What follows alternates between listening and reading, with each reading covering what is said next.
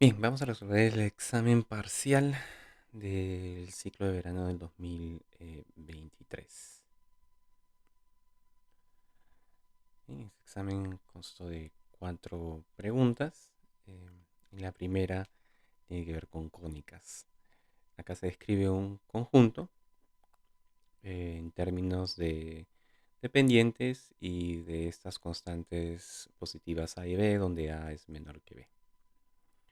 Ese conjunto debe definir una hipérbola y nos piden determinar los vértices de dicha hipérbola. Entonces nos ayudaría bastante tener la ecuación estándar de la hipérbola, ¿no? Entonces vamos a tratar de hacer aquí la cuenta.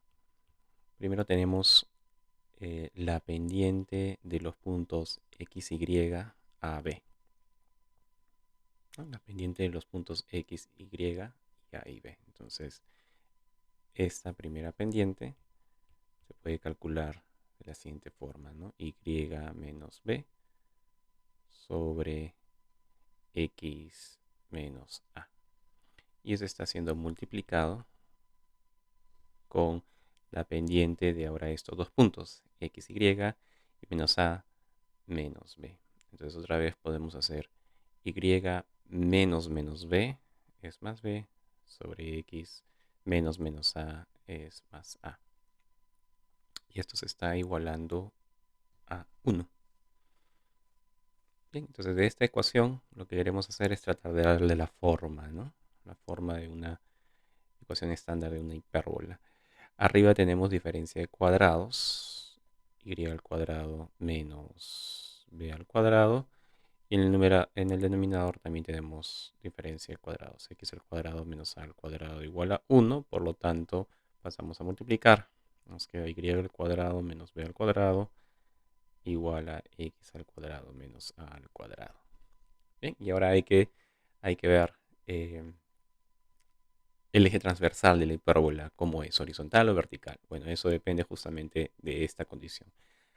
A es menor que B, y eso implica que eh, A al cuadrado también es menor que B al cuadrado, porque son positivos. Bien, entonces lo que queremos hacer es enviar este al otro lado para tener b al cuadrado menos a al cuadrado, que es un número positivo. Y pasamos x cuadrado a la izquierda, ¿no? Y em, así obtenemos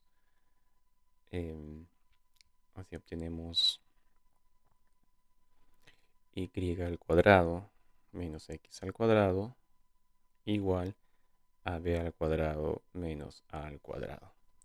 Esta expresión, b al cuadrado menos a al cuadrado, es positiva. Como es positiva, al dividirla entre esta misma expresión nos va a dar 1, ¿no? Entonces vamos a tener y al cuadrado sobre b al cuadrado menos a al cuadrado menos x al cuadrado sobre b al cuadrado menos a al cuadrado igual a 1. Bien, entonces sabemos que esto es positivo y esto es positivo, por lo tanto esta va a ser la ecuación de una hipérbola. No es estándar, tendríamos que sacarle raíz acá. Para que sea la ecuación estándar, le sacamos raíz acá porque sabemos que es positivo y lo elevamos al cuadrado. Sacamos raíz acá y lo elevamos al cuadrado. Bien, ahí tenemos la ecuación estándar. Bien, entonces eso significa que la elipse tiene eje transversal, ¿no? Centro en el origen y eje transversal vertical. Bien, entonces sus vértices van a estar aquí. Acá van a estar sus vértices. Bien, entonces los vértices son desde, desde el origen 0,0. Nos movemos hacia arriba y hacia abajo el radio vertical, que es el que está aquí. Entonces nos movemos hacia arriba y hacia abajo, raíz de b al cuadrado menos al cuadrado. Bien, ya está, ahí están los vértices. 0, más menos raíz de b al cuadrado menos a al cuadrado. Son dos vértices, lo que nos estaban pidiendo. Bien, en la siguiente parte nos piden calcular los puntos de intersección de esta hipérbola con la circunferencia de ecuación x cuadrado más y al cuadrado igual a 3b al cuadrado menos 3 al cuadrado.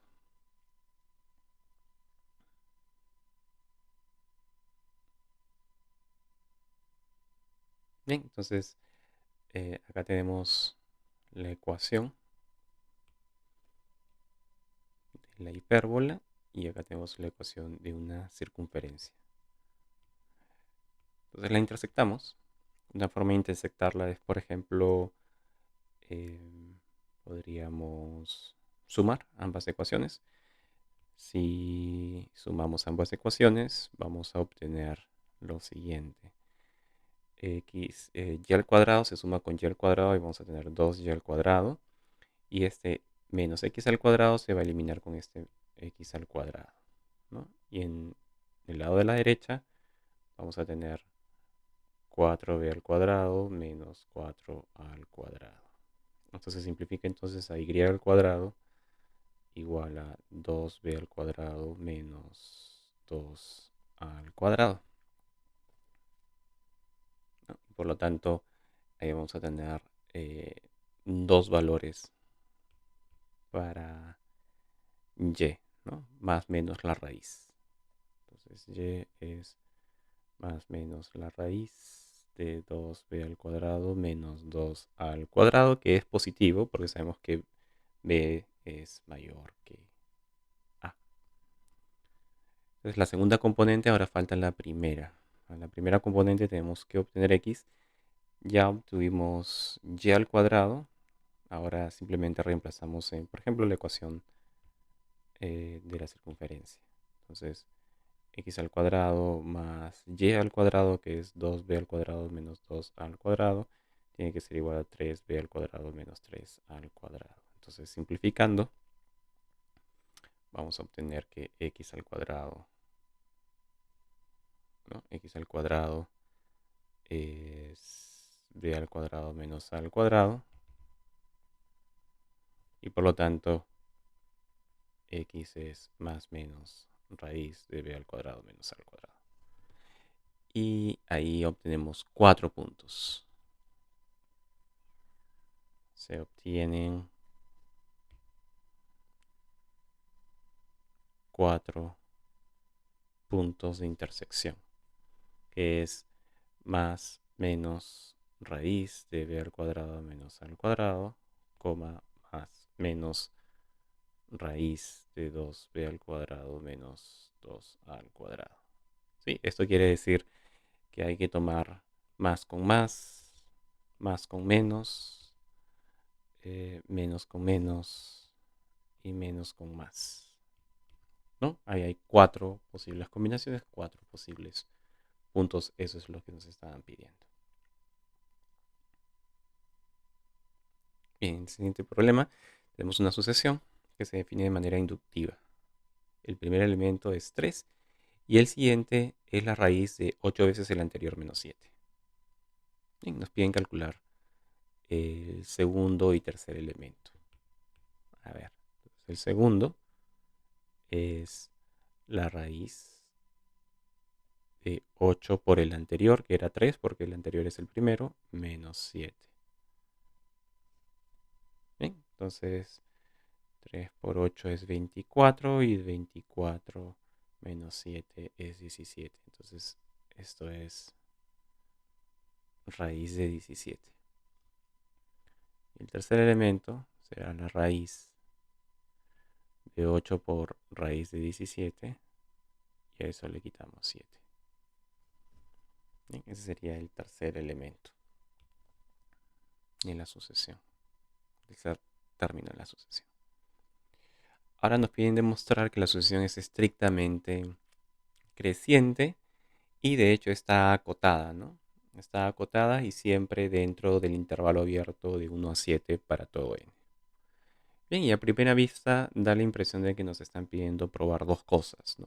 Por un lado que es estrictamente creciente y por el otro lado que es acotada. ¿Sí? Para que sea estrictamente creciente, nosotros necesitamos que AN sea estrictamente menor que AN más 1, ¿no? El siguiente término es mayor que el anterior para que sea estrictamente creciente. Pero ambos términos deben ser mayores que 1 y menores que 7. Entonces, esto es lo que deseamos probar. Probar que esto es cierto para todo n en los naturales. Con una sola desigualdad, entonces estaríamos probando todo, que es acotado inferiormente por 1, acotado superiormente por 7 y que es estrictamente creciente. Y para eso hacemos una sola inducción. Corremos una sola inducción. Entonces, para n igual a 1,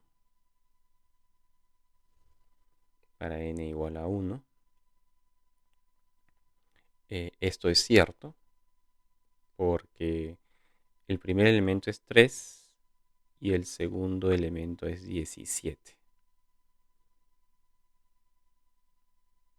¿No? Entonces, para n igual a 1, notemos que 1 es menor que A1, que es 3.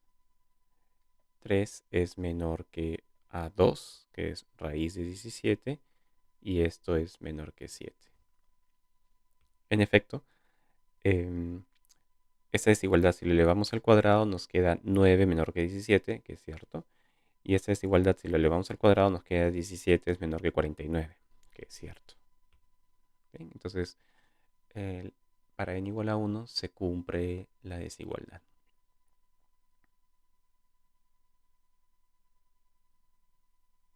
Ahora, vamos a asumir que es cierto para k y debemos demostrar que es cierto para k más 1. Bien, entonces, ¿qué es lo que queremos mostrar aquí? A ver. Asumimos que es cierto hasta acá. Es decir, que 1 es menor que AK menos 1, es menor que A sub K y es menor que 7. Y queremos probar que esto es cierto para el siguiente término, o sea, para K y K más 1.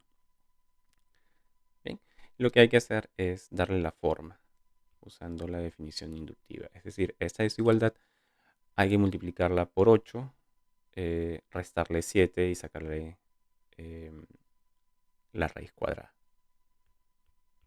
Entonces, multiplicamos por 8, nos queda 8 menor que 8 acá menos 1, menor que 8 acá, menor que 7 por 8, 8 por 7 es 56.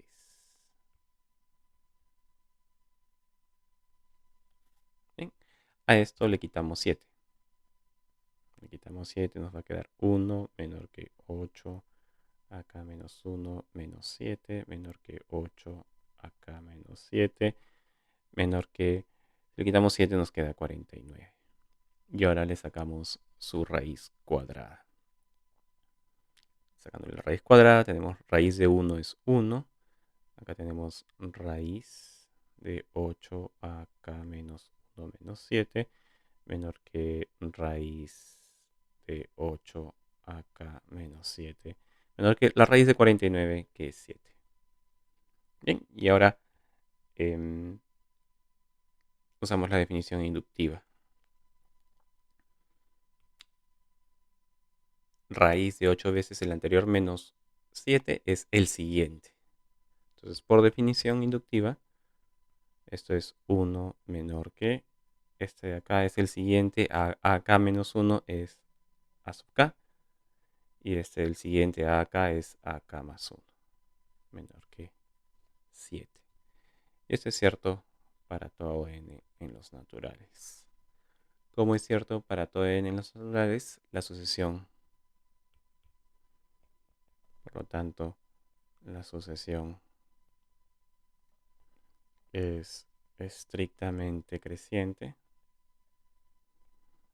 y a(n) pertenece a este intervalo abierto para todo n. Es acotada superior o inferiormente. Bien, y ahora hay que justificar por qué la sucesión es convergente y calcular el límite. Bueno, como es creciente y acotada superiormente, ¿no? Es estrictamente creciente, implica que es creciente, ¿no? Como es creciente, como es creciente y acotada superiormente, es convergente. Entonces, esa es la justificación de que sea convergente. Y ahora hay que calcular el límite. Bueno, como a(n) más 1 es la raíz de 8a(n) menos 7, lo que hacemos es tomar el límite cuando n tiene infinito de esta igualdad. Por un lado obtenemos el límite, que es L, y por el otro lado obtenemos la raíz de 8L menos 7. Notemos que el L tiene que ser, el L tiene que ser positivo. Ya está, entonces ahora hay que resolver la ecuación. Acá elevando al cuadrado obtenemos L al cuadrado es igual a 8L menos 7, y pasándolo al otro lado tenemos L al cuadrado menos 8L más 7 igual a 0. ¿No? Aspa simple, que podemos tener menos 7 y menos 1. Esto nos dice que L menos 1 por L menos 7 es igual a 0. Entonces tenemos dos opciones, ¿no? El límite podría ser 1 o podría ser 7, pero no puede ser 1, porque la sucesión es creciente y estrictamente mayor que 1. Entonces, a medida que el n aumenta, la sucesión va a ir aumentando y se va a ir alejando cada vez más de 1. Entonces, no puede converger a 1. Entonces, tiene que converger al otro. Es decir, aquí dijimos, ¿no? Como 1 es menor que a(n), menor que a(n) más 1, esto implica que el L tiene que ser 7. No puede ser 1, ¿no? O sea, implica que L no puede ser 1, lo cual implica que el L tiene que ser 7. Mejor así. Ahí está, ese es el límite.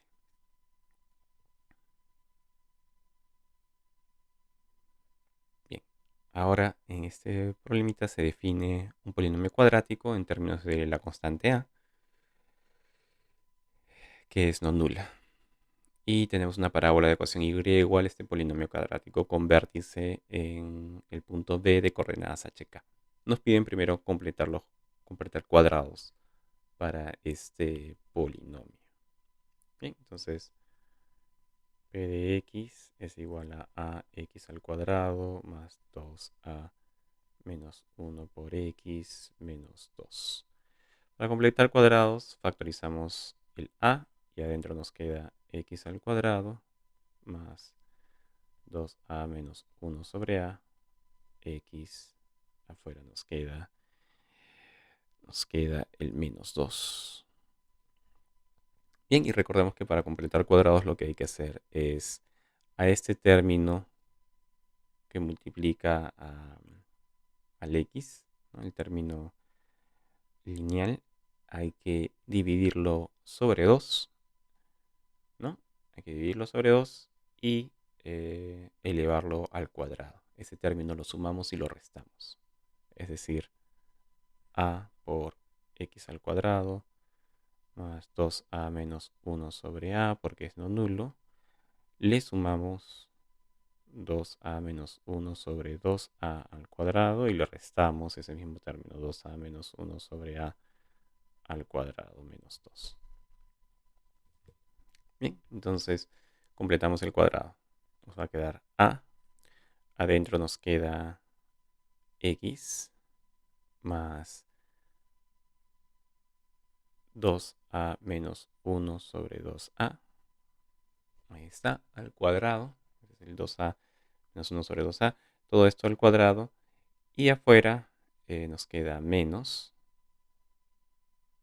A ver, todo este término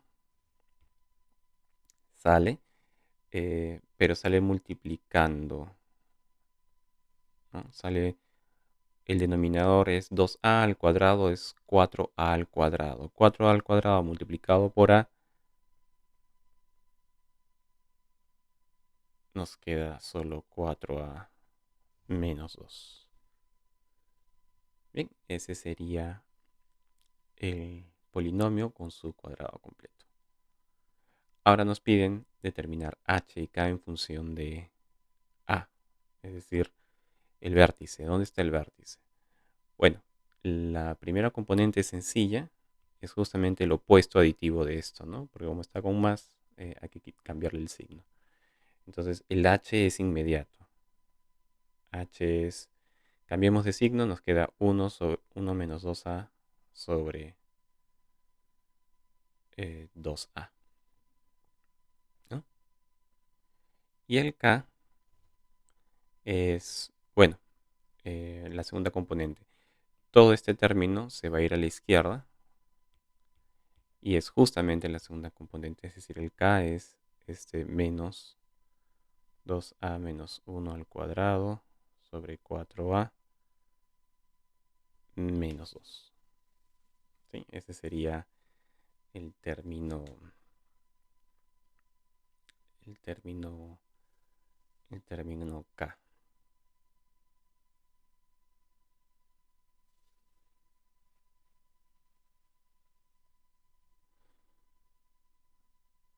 Bien. Ahora, aquí, si a es mayor a 2, determinen los posibles valores de la abscisa, ¿no? O sea, la primera componente debe, es decir, el h. Si es que el a es mayor que 2. Entonces el h está ahí. Por si acaso, el h también se puede expresar así como 1 sobre 2a menos 1. Por si acaso, ¿no? El h también se puede expresar de esa forma.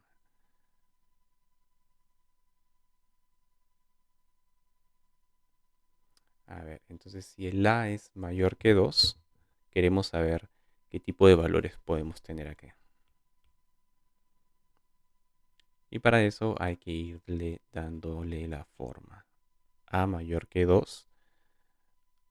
A ver, necesitamos de hecho 2 veces a. 2a es mayor que 2 por 2 es 4. Y ahora invertimos. Si hacemos la inversa, nos va a quedar 1 sobre 2a. Cambia la desigualdad, es menor que un cuarto. Y ahora le restamos 1. 1 sobre 2a menos 1 es menor que un cuarto menos 1, que es menos un tercio. Pero a ver, a la hora que tomamos la inversa, recordemos que esto es positivo, ¿no? 1 sobre 2a, como a es mayor que 2, 1 sobre 2a es positivo. Ahí está. Y ahora sí, al restar 1 nos queda menos 1. 0 menos 1 es menos 1, menor que 1 sobre 2a menos 1, menor que un cuarto menos 1 es menos 3 cuartos. Bien, entonces aquí tenemos los posibles valores para la abscisa.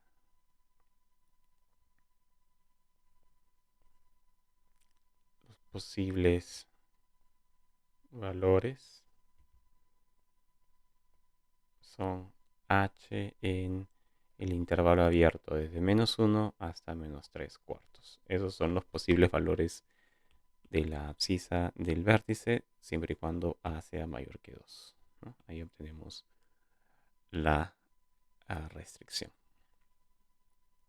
Y finalmente nos dicen, si la ordenada de B es 1, determine los posibles valores de A si la ordenada es 1? Bueno, la ordenada es esta de acá, la K. Lo que nos están diciendo es si menos 2a menos 1 al cuadrado sobre 4a menos 2. Si la ordenada es 1, ¿qué valores podría tener la constante a? ¿No? ¿Qué valores podría tener esta constante a? A ver, entonces podríamos cambiar de signo, empezar a simplificar. A ver, menos 2a menos 1 al cuadrado. A ver, es igual a este 2 pasa al otro lado sumando, ¿no? Entonces va a ser 2 más 1 es 3. Y si multiplicamos por 4a, eh, acá vamos a tener 3. Y acá tenemos sobre 4a, pasa a multiplicar por 4a. Esto es 12a. Ok. Y ahora hay que simplificar, ¿no? Entonces hay que elevar al cuadrado aquí. Tenemos menos 4a al cuadrado más 4a más 1. Es el cuadrado de 2. El cuadrado de 2a menos 1 es este. Cambiamos de signo, nos queda menos 4 al cuadrado más 4a menos 1 igual a 12a. Y ahora pasamos todo al otro lado. Nos queda 4a al cuadrado. 12a menos 4a es 8a. Más 1 igual a 0. Entonces aquí podemos usar la forma cuadrática, ¿no? Para calcular los valores de a. Son las raíces. Entonces a va a ser menos 8 más menos la raíz de 8 por 8, que es 64, menos 4 veces 4 por 1, dividido sobre 2 veces 4. Entonces menos 8 más menos la raíz. Acá tenemos 64 menos 16, ¿no? Eso nos va a dar 48.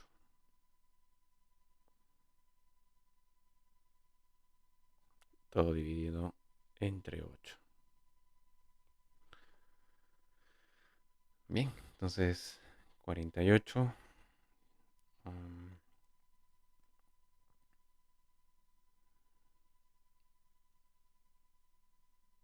es 4 veces 12 o 16 por 3. 16 por 3, ¿no? Mejor vamos a ponerlo así. Entonces es menos 8 más menos la raíz de 16 es 4. Raíz de 3 sobre 8. Y ahora sí simplificamos. Quiere decir que a puede ser menos 1 más menos raíz de 3 sobre 2. Esos serían los posibles valores para la constante a. Menos 1 más menos raíz de 3 sobre 2.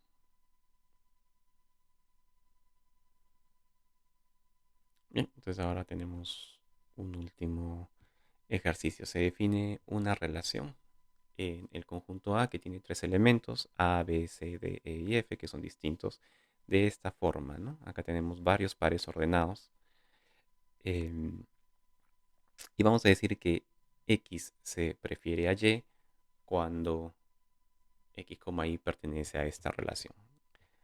Esta relación es un ejemplo particular de un tipo de relación muy importante llamada relación de preferencia, ¿no? Por ejemplo, estamos diciendo que A se prefiere A se prefiere a B, A se prefiere a C, A se prefiere a D, A se prefiere a E y A se prefiere a F, ¿no? También decimos que C se prefiere a E o que E se prefiere a D o que E se prefiere a F, ¿no? Siempre que aparece un par ordenado. De esa manera. Entonces, por ejemplo, F no se prefiere a A porque en ningún momento aparece este par ordenado. A sí se prefiere a F, pero F no se prefiere a A porque no aparece ese par ordenado. Bien, entonces vamos a decir que tenemos un máximo de la relación cuando un máximo M mayúscula, cuando M mayúscula se prefiere a todos los elementos del conjunto. Entonces ahí tenemos un máximo. Y un mínimo cuando todos los elementos del conjunto se prefieren a este M, ¿no? Entonces de esa manera también vamos a definir cuando dos elementos son indiferentes. Cuando este se prefiere a este y viceversa, el otro se prefiere a este. Entonces ahí se llaman indiferentes. Entonces primero nos están preguntando cuál es el dominio de R. El conjunto A tiene 6 elementos y acá podemos ver que aparecen los 6, ¿no? A, B, C, D, E y F. Eso nos dice que el dominio es exactamente A. A, B, C, D, E y F. Este es el dominio, el conjunto A completo. ¿Cuál es el rango? ¿Hacia dónde van? Bueno, acá mismo podemos darnos cuenta. A, B, C, D, E y F. Quiere decir que, otra vez, aquí es A, B, C, D, E y F. Se tocan todos los elementos. Bien, ahora nos piden el conjunto de máximos. O sea, ¿cuáles son los elementos que se prefieren a todos los elementos? Y es justamente el A, que se prefiere a todos los elementos, y el B, que se prefiere a todos los elementos. El C ya no, porque el C no se prefiere a A y el C tampoco es preferible al B. No aparecen esos pares ordenados. Entonces, los máximos serían A y B. ¿Y cuál es el conjunto de mínimos? O sea, aquellos que siempre eh, todos los elementos son preferibles, ¿no? Y acá está. F es un mínimo porque todos los elementos siempre se prefieren a F y no hay ningún otro más, ¿no? Por ejemplo, E no es un mínimo porque entonces necesitaríamos también este elemento EE. Ah, no, ahí está, ¿no? El elemento EF. Necesitaríamos así, el FE. Necesitaríamos un FE para decir que él es mínimo, pero el FE no es un par ordenado dentro de esta relación. Entonces el E, por ejemplo, no es un mínimo. El único mínimo sería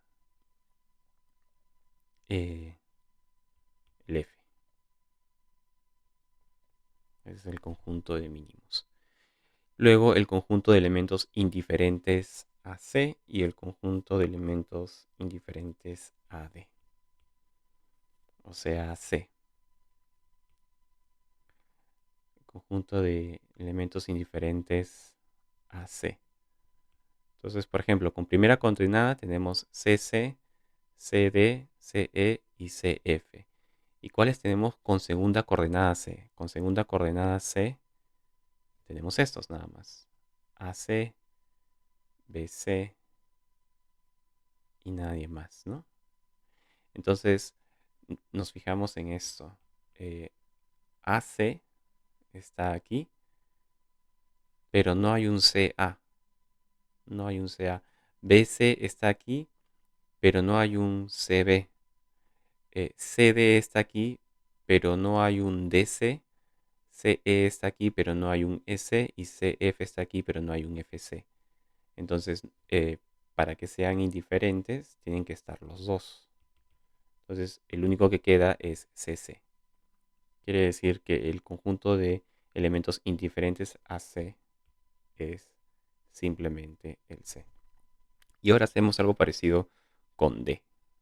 A ver, para que estén ambos, primero, ¿dónde están todos los pares ordenados con primera componente D? Ahí están. ¿Y dónde están los pares ordenados con segunda componente D? Segunda componente D, segunda componente D, segunda componente D, segunda componente D. Bien, entonces ahora hacemos el mismo ejercicio. Acá está AD, pero no hay un DA. Acá está BD, pero no hay un DB. Aquí hay un CD, pero no hay DC. Y ahora nos fijamos aquí. eh, Acá hay un DF, pero no hay FD. Y finalmente sí tenemos el DD. Y acá hay un DE y acá está el ED. Quiere decir que D y E son indiferentes a D.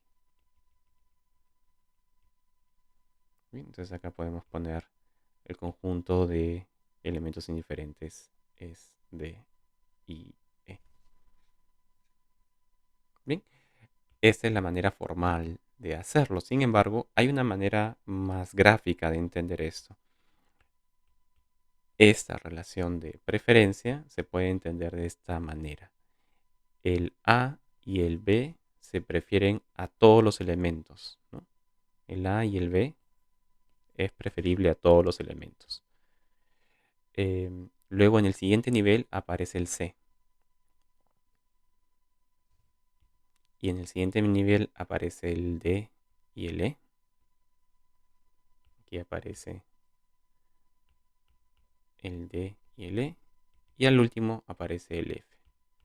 Entonces aquí lo que estamos tratando de hacer es un pequeño árbol de preferencias. El A se prefiere al B y se prefiere al C, al D, al E y al F, hacia abajo. La preferencia va hacia abajo. El B se prefiere al A, al C, al D, al E y al F, ¿no? La preferencia es al mismo nivel o hacia abajo. Entonces, por ejemplo, el C se prefiere al D, al E y al F, como nos están diciendo acá, pero no al A y el B. Por eso está en un nivel menor. Y así sucesivamente. Por eso el F queda solo acá al final. Entonces, de este árbol podemos extraer también toda la información. Los máximos son A y B. El único mínimo es F. Los elementos que son indiferentes a C son solamente C el mismo. Y los que son indiferentes a D, o sea que están al mismo nivel de D, son D y E nada más, ¿no? Y así es como se trabaja la relación de preferencia. Ahí nos podemos quedar.